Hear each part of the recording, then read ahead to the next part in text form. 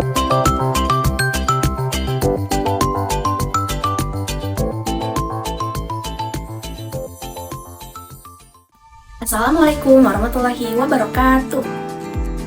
Analisis perkembangan model pembelajaran PAUD di berbagai negara menarik untuk dicermati karena memberikan wawasan tentang pendekatan terbaik dalam memenuhi kebutuhan perkembangan anak usia dini. Berikut terdapat beberapa tren umum dalam perkembangan model pembelajaran PAUD. Yang pertama ada pendekatan bermain, yang kedua ada pembelajaran berbasis kurikulum terstruktur, yang ketiga ada pendekatan inklusi, yang keempat ada penggunaan teknologi dalam pembelajaran, yang kelima ada kolaborasi dengan orang tua. Model pembelajaran di PAUD harus sesuai dengan filosofi dasar pendidikan anak usia dini yang menekankan pada pendekatan holistik untuk perkembangan anak. Filosofi dasar meliputi pendidikan holistik, pembelajaran melalui bermain, dan juga keterlibatan orang tua. Model pembelajaran di PAUD yang sesuai dengan filosofi dasar yaitu pendekatan bermain terstruktur, kurikulum terpadu, partisipasi orang tua dan komunitas, penggunaan teknologi dengan bijak, dan juga evaluasi berbasis pengamatan. Model pembelajaran ini didesain untuk menciptakan lingkungan pembelajaran yang merangsang inklusif dan juga mendukung pertumbuhan holistik setiap anak dengan memperhatikan filosofi dasar pendidikan anak usia dini. Sejarah model Froebel. Froebel merupakan pencetus ide awal untuk mendirikan taman kanak-kanak di dunia. Dari masa ke masa, Froebel mengembangkan keterampilan anak dan anak didik didorong menjadi individu yang aktif dalam kegiatan. Strategi pendekatan berfokus pada pengembangan keterampilan anak melalui aktivitas yang produktif dan membangun kesadaran diri anak. Penilaian dalam model Froebel ini menggunakan pengamatan dan kegiatan bermain. Ciri khas dari model Froebel ini dalam kegiatan menggunakan bahan alami, penekanan pada bermain, serta pendekatan holistik yang memperhatikan perkembangan fisik, mental, emosional, dan sosial pada anak. Langkah-langkah penerapan model pembelajaran mixed and match intinya mengetahui langkah-langkah apa saja yang harus diperhatikan ketika menerapkan pembelajaran mixed and match. Yang pertama persiapan, guru membagi siswa, guru memberikan informasi pada waktu, guru meminta siswa berpikir, guru mengarahkan agar siswa kelompok A dan kelompok B, siswa yang telah menemukan pasangan waktunya. Yang terakhir penutup, guru dan siswa bersama-sama mengumpulkan amanat. Jika sudah selesai satu sesi dan ingin melanjutkan ke sesi selanjutnya.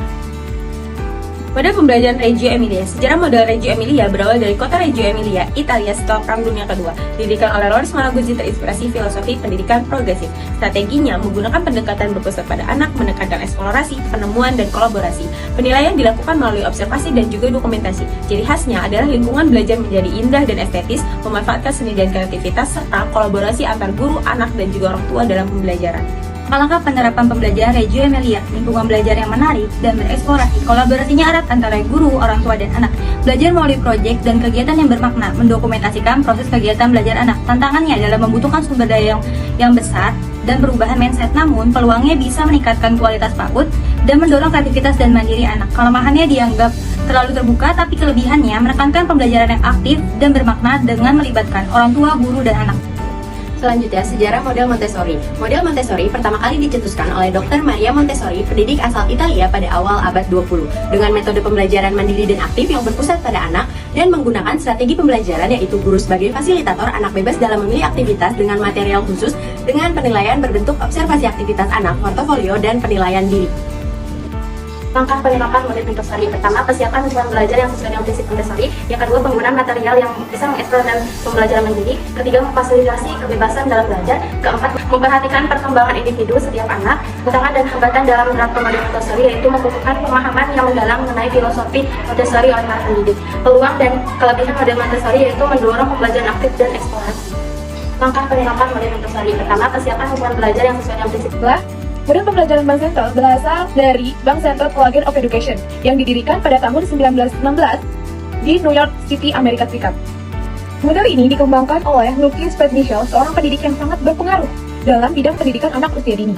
Bank Central Collegiate of Education awalnya didirikan sebagai Bank Central Northern School, sebuah sekolah prasekolah yang menjadi cikal bakal bagi pengembangan model pembelajaran Bank Sentral. Strategi pelaksanaan pembelajarannya meliputi pembelajaran berpusat pada pengalaman, pendekatan berpusat pada siswa, dan pembelajaran secara holistik. Strategi penilaiannya yaitu penilaian formatif, portofolio siswa, dan pendekatan observasi. Ciri khas modelnya yaitu pendekatan holistik, pembelajaran berpusat pada pengalaman, dan kolaborasi serta keterlibatan siswa. Tantangannya yaitu kebutuhan pelatihan, sumber daya, dan tantangan kultural. Hambatannya yaitu pengukuran serta evaluasi. Peluangnya peningkatan keterlibatan siswa, kekurangannya kesulitan dalam penilaian, kelebihannya pembelajaran berbasis pengalaman. Langkah-langkah penerapan model pembelajaran yang yang pertama ada perencanaan pembelajaran, yang kedua penyajian materi, yang ketiga kegiatan eksplorasi, yang keempat pengamatan dan interaksi, refleksi, dan diskusi. Tantangan yang ada di model pembelajaran di Indonesia dan mancanegara itu karena keragaman budaya dan infrastruktur. Hambatan yang ada di Indonesia dan mancanegara itu ada kebijakan pendidikan yang konsisten, yang kedua kesenjangan regional. Sejarah model high school pada tahun 1960-an ditujukan untuk anak-anak yang menghadapi kesulitan belajar. Pada tahun 1962, David P. Walker pada Preschool Project mengembangkan program intervensi ini bagi anak usia 3-4 tahun agar dapat sukses di sekolah. Strategi pelaksanaan pembelajarannya meliputi pengamatan perencanaan, keterlibatan aktif, interaksi dan komunikasi serta refleksi. Strategi penilaiannya, guru melakukan pengamatan, dokumentasi, dan penghargaan terhadap pertumbuhan anak secara holistik. Ciri khas modelnya, anak terlibat secara aktif dalam belajar.